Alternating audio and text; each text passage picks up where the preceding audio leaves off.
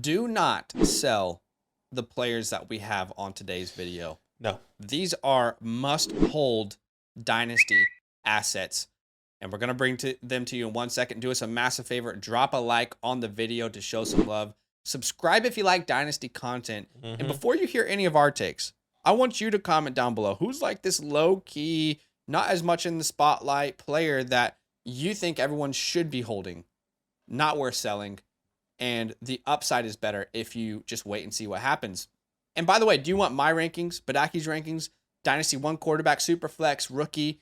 Then go ahead and use our code LAND, L-A-N-D, at flockfantasy.com/land. Not only do you get our rankings, but you get all your favorite content creators' rankings. And if you sign up to the Mother Flocker tier, we're going to grade one of your Dynasty teams on a live stream. Okay, 4 players today, Badake. Yep. 4 players. 2 each. And I'll start. This name is, you're either gonna feel very good about this name, guys, or you're gonna laugh when you hear it. But give me a second. Give me a second to really explain. You cannot sell. You need to hold Sky Moore. Do not sell Sky Moore yet. Boy. Okay. The community has him ranked as a wide receiver 55. He is my wide receiver 47. And 2022 was not good. It was not good. Okay, 22 receptions, 250 yards, no touchdown in the regular season. He did catch his first ever touchdown in the Super Bowl. But yeah, it was not good for fantasy. And I think I know why. And I think I have some reasons to give you hope. But before we get into that, Sky Moore was a good prospect. He was. We can't just glance over that and just pretend, no one liked Sky. No, he was a good prospect. A lot of people were in on Sky Moore, okay? A lot of people don't know this, but when he was recruited to Western Michigan, he actually was recruited to play cornerback. And then they were in camp his freshman season, and the coaches were like, no, you're far too good. You need to be a wide receiver. So his freshman season, guys, he was recruited as a cornerback, transitioned to wide receiver, and then in 2019 as a freshman, he broke out at the age of 19. In 2019, he contributed to 20.2% of his team's total receptions, receiving yards, and receiving touchdowns. And then in 2020, he improved. And then 2021, his last year, he contributed to 41% of the passing offense, the receiving offense. Every year, he met that breakout age or like the dominator rating minimum, the threshold. And then in 2021, he just absolutely smashed it out of the park. So we have a young breakout age. We have an early declare. We have the reception perception tick. Matt Harmon likes him. You know, that's kind of gospel for some people. And he got relatively good draft capital going to a good landing spot in the Kansas City Chiefs. So look, just firstly, if you were in on Sky Moore, you weren't crazy. You weren't crazy. Now, was it crazy to take Sky Moore ahead of first-round wide receivers in rookie drafts? Probably. And we were trying to kind of suggest not to do that last year. But still, you weren't crazy if you were in on Sky Moore. But we all should have had much lower expectations. Much lower expectations for Sky. The offense that Western Michigan runs and the offense that Andy Reid and the Patrick Mahomes-led Kansas City Chiefs are 2 different worlds. We're on opposite sides of the globe. Whoever it was always going to take time to learn the Andy Reid offense. This is why I have lower expectations for Rashee Rice in 2023. Just a side note. But let's talk about Matt Harmon's reception perception from last year. He notes that Sky was targeted on 27.7% of his routes sampled, which puts him in the same company as Chris Olave and DJ Moore. When he was on the field, it was a priority to get him the ball. That's what Matt Harmon has been telling us. He saw a 68.5% success versus man, 78.9% success versus zone, and 73.1% success versus press. The press being the most impressive. The others are kind of like middle of the pack, but considering his lack of playtime, it's hard to really rely too much on that data. So really, what was the issue? The issue for Sky wasn't really his play per se. It was that he wasn't on the field much at all. And when he was on the field, the Chiefs were asking him to learn so many different positions. Look at his snap location in 2022. Again, according to reception perception, he played 52.3% out wide, or that's where his snaps were, 40% in the slot, 7.7% he spent in motion. I mean, they were asking him to learn the slot, the X position, X receiver, flanker. They're asking him to do a lot as a rookie in a system that takes a while to really flesh out and learn. Here's the silver lining. Okay, the silver lining is Juju is gone. And Juju was playing for the most part. I know he was, moved around as most Chiefs are, but for the most part, Juju, for a high percentage of the snaps, was playing the slot role. And that is the role that I think is ideal for Sky Moore, the slot wide receiver. Juju played over 42% in the slot. McCole played over 51% in the slot. Juju, honestly, was just good for the Chiefs in that role. It didn't really make much sense for them to say, okay, let's as we're trying to go get a Super Bowl right now, let's force Juju off the field just because we want this rookie to be good. No, that's not really what happened. Juju played, that role really well for them. At the moment, you look at this depth chart, you have to assume that Sky is the starting slot wide receiver for this team. MVS and Kadarius Toney will probably play outside and Sky in the slot. I'm not saying he will only be in the slot because most Chiefs wide receivers are moved around.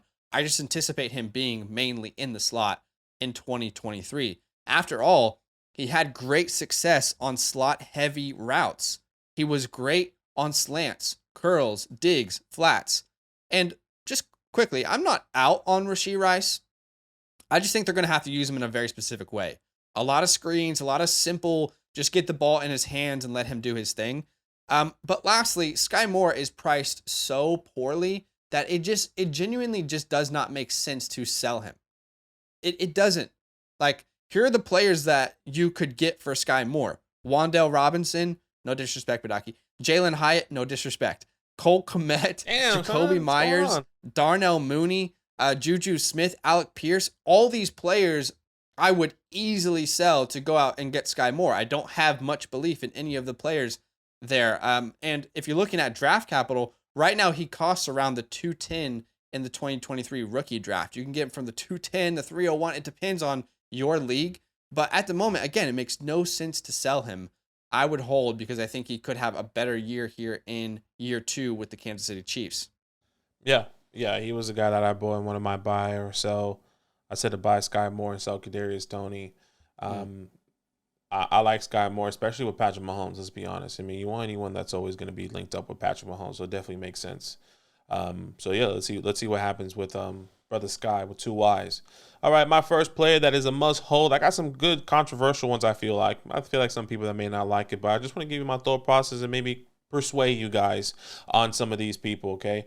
My first player that is a must-hold, and that's Darnell Mooney, wide receiver 57 in the community, and my wide receiver 50.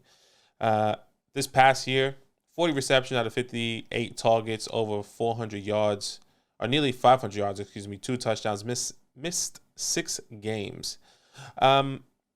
I've always been a massive advocate for Darnell Mooney. I think that was because when Justin Fields got drafted, I was always a massive believer and advocate for Justin Fields. In this offense and this jump that's going to take. They were in a massive rebuild this past year, and we saw that in the offseason. And let me tell you about this new offense that's kind of going to come about, right? Once again, one of the biggest concerns, kind of like in the other video, I was talking about offensive linemen and weapons, right? So now they draft Darnell right in the first round. They signed a couple offensive lines. They trade for DJ Moore. They signed Foreman. They signed Big O Roscoe. Not to mention they made so many good moves on the defensive side of the ball as well. So this team is off to a really good start right now as a whole, right? And the second part is Justin Fields' jump. Even though this offense was probably one of the worst in passing and one of the first or top 3 in rushing, I think one of the biggest things that they wanted to do is change this offense and really help Justin feel more comfortable in a passing perspective. And not only that, the head coach and the offensive coordinator have already given praise about how big of a step, and of course you're going to do that with your quarterback, how big of a step this offense has already taken, how big of a step Justin Fields has taken in the passing game. And I think that is something that makes me as an owner of Darnell Mooney and somebody, a believer of Darnell Mooney and Justin Fields, really take that next step coming into this year, right? 3 is the comfortable space that Mooney has always been operating in. And one of the things that we saw in this past couple years is that Darnell Mooney, once again, is not in his comfortable space. He's always been put either out wide, where he was primarily a slot receiver. And you even saw that in Tulane at college, where one of his most successful years in college was in the slot. So what I really want to do here is break it down for you and really show you where he has been operating and where that success has come from, right? Okay, so in the first year, you can kind of see he was out wide versus a slot, this is in the NFL, right? So this first graphic here is during the Bears, and one of his best years was when he was in the slot with 65%. That was his breakout year, right? Where he had like 140 targets, obviously just peppered with targets. But in 2018, when you go back to Tulane, where you saw his breakout year at college, 48 receptions, 83 targets, nearly 1,000 yards, 8 touchdowns, where he operated in the slot in 2018, over 80.6% in the slot. And now when you look at this lineup and you look at this offense and you see what's really going to happen, especially with all the weapons, DJ Moore out wide, Chase Claypool on the other side, Darnell Mooney in the slot with Cole Kmet, right? Big ol' Roscoe, Deontay Foreman, Khalil Herbert, whoever the case may be. Darnell Mooney is finally going to operate purely in the slot, especially in the contract year where he really needs to take the next step here, right? He needs to try and get this bag. He didn't get the draft capital we all wanted in the fifth round in the 2022 draft, if I'm not mistaken, or 2020 draft, excuse me. So look, Mooney is a guy I'm believing to take the next step.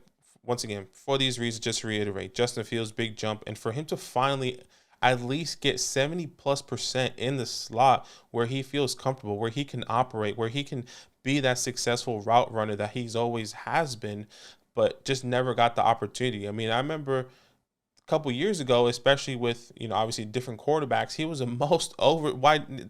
One of our friends, Daniel Ilio, sent us an article. I was trying to find the article so bad, and he was saying one of the most overthrown wide receivers in the NFL that was always wide open was Darnell Mooney. Obviously, that was with a different quarterback. But imagine if those passes somehow, like 30-40% of those passes were actually catchable, right? And Darnell Mooney, and we saw those things. Maybe we have a different conversation about Darnell Mooney. Always been with a bad quarterback, now with Justin Fields taking his next step. So these are some players I'm happy to trade away to acquire. Darnell Mooney, obviously not anyone sexy, but Tajay Spears, I don't want any part of, obviously with that knee. Juju, Romeo Doubs, and Jacoby Myers. And then he's currently going for a late second round from the 210 or later. I've actually traded my 210 a couple weeks ago, I think over a month ago now, for Darnell Mooney. And no one's going to be wanting to sell Mooney, and maybe you can package him, say, hey, throw Mooney in, right? Maybe you have a bigger trade, throw Mooney and see what happens. So I really like Darnell Mooney and what I believe he's going to be bringing into this 2023 season with Justin Fields. Okay, let's see on Darnell. All right, the second player that I think you guys should be holding, and man, there's a lot when you actually, break this one down. Elijah Mitchell. Let's talk about Elijah Mitchell. What a roller coaster. The community has him ranked as a running back 43. He's my running back 45. Even though I'm a little bit lower than the community, I still think he's a solid hold. Man, 2022 was like such an up and down season for Elijah Mitchell. Incredible season as a rookie. And then beginning of 2022, a lot of people have him as a breakout candidate. I know, Badake, you had him as a my guy, I think, if I'm not mistaken. Yeah. I mean, yeah. And injuries just killed his second season completely. Was healthy going into week 1, got injured in week 1, and that led to the 49ers trading for Christian McCaffrey. But let's talk about handcuff value, because Elijah Mitchell is a definition of a must-hold handcuff. If CMC were to go down, Elijah Mitchell would be a must-start for everyone every week until CMC is back. After all, San Francisco has a tendency for the running backs to sustain injuries, and CMC has a vast history of missing games with those kind of injuries. Despite being healthy entire last year, Christian McCaffrey has still missed 25 games in the past 3 years. That's 50% of his games. He has not been available. And look, I'm not in any way hoping or saying that or predicting an injury for CMC. I want him to be healthy. All I'm saying is if he were to go down, Mitchell is your instant must start player in that backfield. And I think that's been proven. But let's talk about even if CMC is healthy, Mitchell has been heavily involved. Okay. CMC was traded to the Niners before their week 7 game versus the Kansas City Chiefs. Mitchell played 4 games in 2022 from that time period with CMC in the lineup. Those 4 games that Mitchell played with CMC healthy in the lineup, he put up 238 yards on 6.1 yards per attempt and 2 touchdowns. Again, in 4 games. If you extrapolate that to a 17-game season, Mitchell was on track, even with CMC in the backfield, to put up over 1,000 rushing yards and 9 touchdowns altogether. And without adding any sort of receiving work, that would have been on track to finish as the RB31 last year. The RB31. Even if you look at Mitchell's per game attempts with CMC healthy, per game, Mitchell was averaging almost 10 carries a game, almost 60 rushing yards a game, and a half touchdown per game. And believe it or not, CMC, the great CMC, was impacted by Mitchell being healthy. What I'm about to show you doesn't include the game versus Kansas City, because in that game, CMC was just traded. He only played 28% of the snaps, okay? So there are 6 games that CMC played without Mitchell, and there are 4 games that CMC played with Mitchell. Let's look at those splits. CMC without Mitchell, like almost 9 more touches per game than with him. If you look at carries, almost 8 more carries per game without Mitchell than with him. If you look at total yards, again, we're saying almost 40, 50 yards, maybe more without Mitchell. And then points per game, CMC goes from 28.3 points per game without Mitchell to 15.3 with Mitchell. Doesn't matter who you are. You can't ignore that. CMC is impacted by Elijah Mitchell. And I'm not going to sit here and say CMC isn't going to be a monster in fantasy. He absolutely will be. That's to show you that Mitchell, despite one of the best running backs in the NFL being on this team, still is given the respect. He is still a crucial part of this team, according to Kyle Shanahan, because Kyle Shanahan does not care about your fantasy football team. He doesn't care. Look, CMC is still my RB1, but Kyle has openly, in redraft, but Kyle has openly discussed that he plans on Mitchell getting involved heavily. And when Mitchell was healthy, he did just that. It's like Kyle Shanahan's like, no, Mitchell's going to be a huge part of our offense. And we're like, nah, you're joking, right? You're joking, right? You're not serious. Are you serious? And then when Mitchell is healthy, he's an important part of the offense. So look, incredible handcuff, check. Potential standalone value, check. Price at a point where it's not even worth it to sell, check. Thus, we have the definition of a must-hold player. I mean, at the very moment, players around similar value, you got Jamal Williams, who was one of the most inefficient running backs last year, survived off of touchdowns within the 5-yard line, on the goal line. Hendon Hooker. If you think Hendon Hooker is going to play this year, you also think probably that pigs are going to fly this year. Isaiah Likely, Alan Lazard, Nico Collins, DJ Chark, Tyler Boyd. I don't want any of those players over Elijah Mitchell. And at the moment, he's priced at the 301 in rookie draft. So again, I don't want the 301. I want Elijah Mitchell. I think he's a stronghold. And if an injury were to occur, he could be a league winner, undoubtedly. Yeah, Elijah Mitchell, like you said earlier, my guy this past year, doing so well, gets injured. And that was kind of one of my biggest things. If he stays healthy, he was a top 20 running back, and then he gets injured, and then they trade for CMC. GG's, rest in peace to the take. A classic. All right, my second must-hold player. Once again, controversy here potentially, or maybe not as exciting. But I'm actually really excited for this player, and let me tell you why. That is Desmond Ridder. Once again, I know it's not sexy, but hear me out. If you need a quarterback out there, if you're somebody that's rebuilding and you have Desmond, whatever the case may be, currently, right now, he's community QB 29. He's my QB 27, so I'm close with the community. This past year, only 115 attempts, 63.5 completion rate, over 700 yards, 2 touchdowns, started 4 games. Before I get into everything, let me remind you who Desmond Ridder is, right? Coming out of Cincinnati, the 2021 season. His last season there, over 380 attempts, 64.6% completion rate, over 3,300 yards, 30 touchdowns, and 8 interceptions, and had almost 550 yards on the ground with 6 rushing touchdowns. He is somebody that can definitely get the ball going on the ground, or the ball rolling on the ground. In 2020, he won the AAC Offensive Player of the Year award and was named the first all-conference passer, which I thought was pretty incredible. In that season, he led the team 9-1 record, and he scored 12 rushing touchdowns that year, which is kind of great. Okay, he was also named the ACC Offensive Player of the Year in 2021, and he led the team to the college football playoffs as well in 2020. Look, his collegiate career can't be overlooked. Now, was a draft capital there? Absolutely not. But what is there is the endorsement that this team has given him, is the opportunity and the backing that they given Desmond Ridder this past year. Arthur Smith has always said Desmond was going to be our starting quarterback even before the NFL draft. Once the season ended, Desmond Ridder is our starting quarterback for 2023. And what's very interesting is that the Atlanta Falcons had the opportunity to make so many off-season moves with significantly better quarterbacks who has significantly better career histories in success, right? Let me remind you who was available in this offseason. Derek Carr, Jimmy G, Lamar Jackson for a point in time. I would also say Trey Lance, right, there for a point in time. They also had the opportunity to move up in the NFL draft. They could have jumped the Colts and taken Anthony Richardson. They could have made that move to go out and get a quarterback, but they didn't. They stayed put, and what did they do? They drafted the best running back since Saquon Barkley and Bijan Robinson for this team.